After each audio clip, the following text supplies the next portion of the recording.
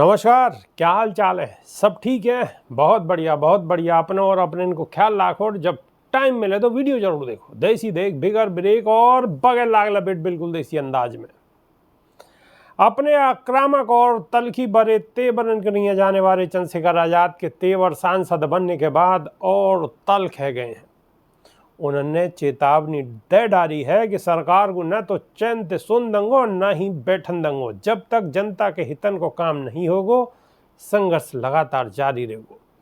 सांसद बनने के बाद पहली बार चंद्रशेखर आजाद ने एक टीवी चैनल संवाददाता से बातचीत में ये बात कही है।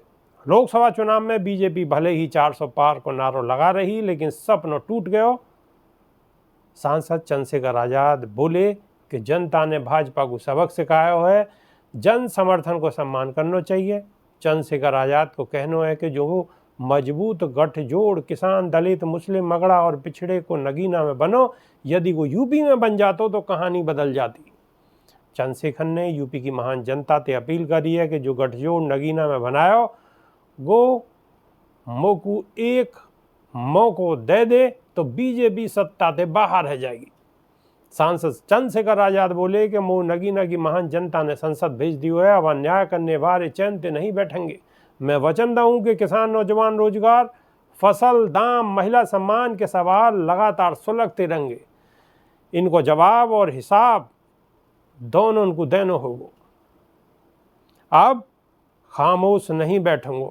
अब तक सड़क पर लड़ाई लड़ रहे हो, अब ये लड़ाई संसद से सड़क तक लगातार जारी रहेगी। नगीना की जनता ने जो प्यार और भरोसा जताया है या को कर्जदार हूँ, अपनों खून दे के भी कर्ज नहीं उतार पाऊंगा। चंद्रशेखर आजाद ने खुलकर कही है कि देश में पुलिस को शोषण है। 8 घंटे काम होना चाहिए, छुट्टी मिलनी चाहिए, निजीकरण से नुकसान हुआ है, बैंक लॉक, जातिगत जनगणना, प्रमोशन में रिजर्वेशन, महंगाई बेरोजगारी जैसे मुद्दों पर संघर्ष होगा।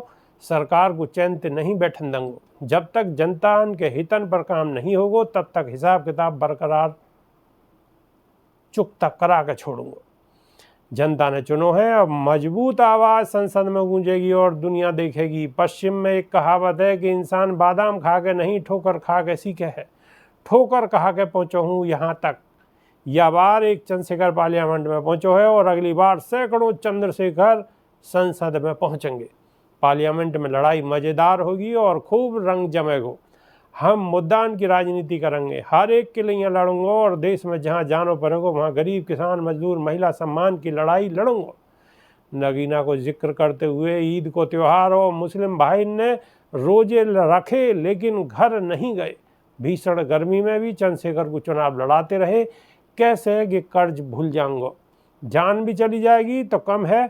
हर जाति बिरादरी ने प्यार दियो है। अखिलेश यादव को लेके जब सवाल करोगे हो कि यदि गठबंधन में आपको शामिल कर लियो जातो तो लोकसभा चुनाव में कहानी और बदल जाती। तो सांसद चंद्रशेखर आजाद ने हाथ जोड़ दिए, बस इतनो कहो कि विपक्ष से चूक हुई, गलती सुधार लेते तो लोकसभा चुनाव में परिणाम और होते।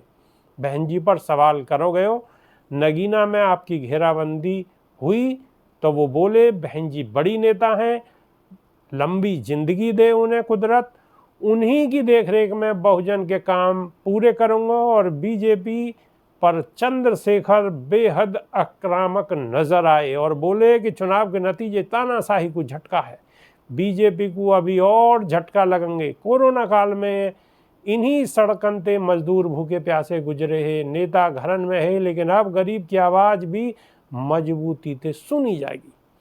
जीतो हुआ कोई भी एक सांसद कह दे कि बिना दलित और पिछड़े की वोट के जीत मान जाऊंगा।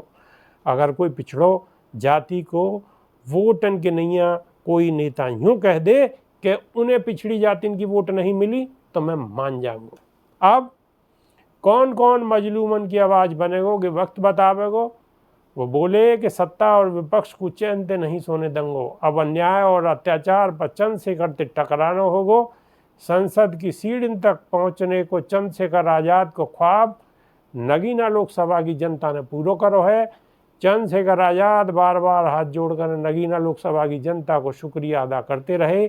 बोले कर्जदार बना दियो है, नगीना मेरो परिवार है, मेरो अकेलो याकू मैं कभी नहीं छोड़ूंगा। चाहे अर्श पर रहूं या फर्श पर, सबके साथ खड़ो रहूंगा। जान भी चली जाएगी तो पीछे नहीं हटूंगा। अब भय को माहौल नहीं, खुशहाली आवेगी। अभी के नहीं है, सिर्फ इतना ही। नमस्कार।